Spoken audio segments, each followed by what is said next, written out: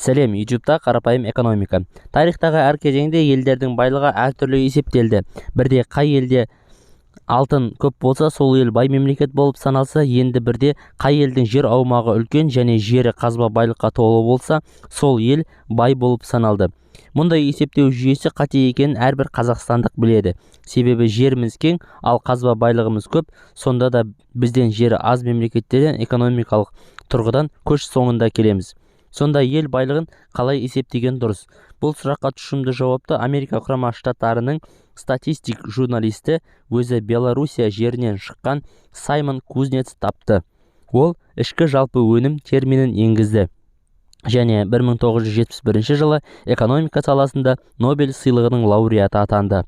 Сонымен ішкі жалпы өнім дегеніміз мемлекет территориясындағы барлық өндірушілердің өндірген түпкі тауарлары мен көрсеткен қызметтерінің нарықтық құнын білдіретін жиынтық көрсеткіш. Ішкі жалпы өнімді есептеу кезінде екі нәрсеге аса мән беру керек. Біріншісі, өндіруші шет елдік немесе отандық болуы мүмкін, алайда бұл маңызды емес. Ең бастысы, елімізде өндірілген өнім болса болды. Екіншісі, өнімнің немесе қызметтің соңғы құны ғана есепке алынады. Мысалға, фермер бидай егіп, оны орып, диірменге 100 теңгеге сатады делік. Ал диірмен басшысы бидайдан ұн жасап, оны наубайханаға 150 теңгеге сатады. Наубайхана басшысы одан нан жасап, нанды 200 теңгеге сатады. Ішкі жалпы өнімді есептеу кезінде тек өнімнің соңғы құны есепке алынады. Біздің мысалда ол нан, яғни 200 теңге. Егер біз фермердің, диірмен бастығының және ұнның құнын қоса есептесек, ішкі жалпы өнімді қате есептеген болар едік. Ішкі жалпы өнімді есептеудің бірнеше түрлері бар. Оған салықтар арқылы есептеуге болады. Оны азаматтардың қанша ақша жұмсап жатқаны арқылы есептеуге болады. Бұған мемлекеттік сатып алуларды қосу керек болады және ішкі жалпы өнімге әсер етуші ол әрине экспорт пен импорт.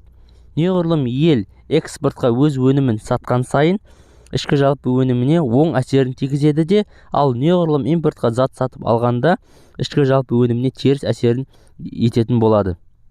Себебі экономикада біреудің шығыны келесі біреудің табысы екенін түсіну әсте қиын емес. Ішкі жалпы өнімді білу арқылы шынайы экономикалық ахуалды білуге болады. Мысалға, өзін алпауыт керемет держава етіп көрсететін Ресей Федерациясының ішкі жалпы өнімі Украинадағы соғысқа дейіннің өзінде ақ Америка құрама штаттарының бір ғана Нью-Йорк қаласының ішкі жалпы өніміне сәйкес келді. Және сол сияқты Алматы қаласының ішкі жалпы өнімі Қырғызстан Республикасының ішкі жалпы өніміне сәйкес келген жылдар болды. Сонымен бәрі оңай түсінікті болды. Қай елдің ішкі жалпы өнімі көп, сол ел азаматтары бай.